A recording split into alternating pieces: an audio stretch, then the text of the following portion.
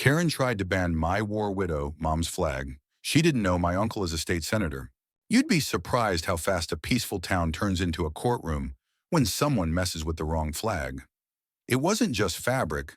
It was the last thing my mom had left of my father, a man who didn't come back from Fallujah, but who still waved proudly on our front lawn every single morning, until Karen showed up and decided it was an eyesore. We moved into Whispering Pines just after I graduated college. My mom had been struggling ever since Dad's death bills. Loneliness, VA paperwork, and the old house was too full of ghosts. So we pooled what we had, bought a quiet place in the suburbs, and started over. It was the kind of neighborhood where lawn edges were ruler straight and mailboxes matched. My mom kept to herself. She gardened, baked.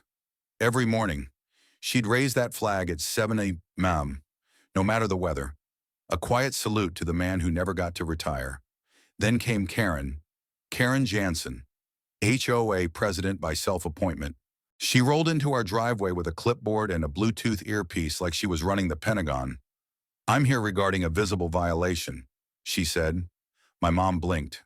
"Excuse me, that flagpole," Karen said, pointing. Per Article 3.2b of the HOA Visual Harmony Clause, elevated non-seasonal decor must be removed. My mom stood silent for a moment, then said gently, "That's not decor. That's a memorial." Karen folded her arms. "Then move it inside. It disrupts uniformity." I got home from work that night to find my mom shaking. The flag was gone, the pole bent at the base, and in our mailbox a warning notice with a $250 fine.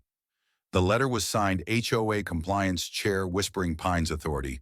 Delegated under Community Visual Guidelines, I'd read the covenants when we moved in.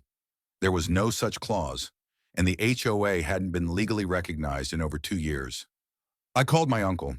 He wasn't just my mom's brother, he was State Senator Daniel Rhodes, a former JAG officer, a constitutional law expert, and a man who hated bullies. "Send me everything," he said. So I did the photo of the bent flagpole, the fine notice, the HOA rules that Karen had photocopied and rewritten with her name printed at the top. Within 72 hours, he sent me a draft of the bill he was submitting, the Veterans Memorial Protection Act, prohibiting private communities from banning lawful display of U.S. or military service flags on private property, regardless of HOA bylaws. Meanwhile, Karen wasn't done. She came back the next morning with tools. I was upstairs when I heard yelling, ran outside and saw her pulling the replacement flag off the porch mount while my mom begged her to stop. "I'm reporting you for non-compliance," Karen snapped. "I'll take this to county enforcement myself." "Lady," I said, stepping in front of her, "you already took it too far. You don't get to tell me what's acceptable in this neighborhood, no," I said. "But maybe the state Senate does." She froze. The press conference happened that Friday. Uncle Dan stood behind the podium with my mom next to him, flanked by 2 Gold Star mothers and 3 decorated veterans, in front of a wall of cameras. He told the story without naming Karen, but every local knew. "Let me be very clear." He said, "You don't get to tear down someone's grief. You don't get to erase sacrifice because it doesn't match your aesthetic. And if you think a flag is a violation, you've forgotten what country you live in." By the end of the week, Karen was trending on Nextdoor and Facebook under the headline, "Whispering Pines Woman Trashes War Widows Flag Faces. Community Backlash." The mayor issued a formal apology. The city council passed an emergency local ordinance mirroring the state bill. Karen was fined $20,000 for destruction of private property, false representation of authority, and harassment. She was banned from any community enforcement role for life.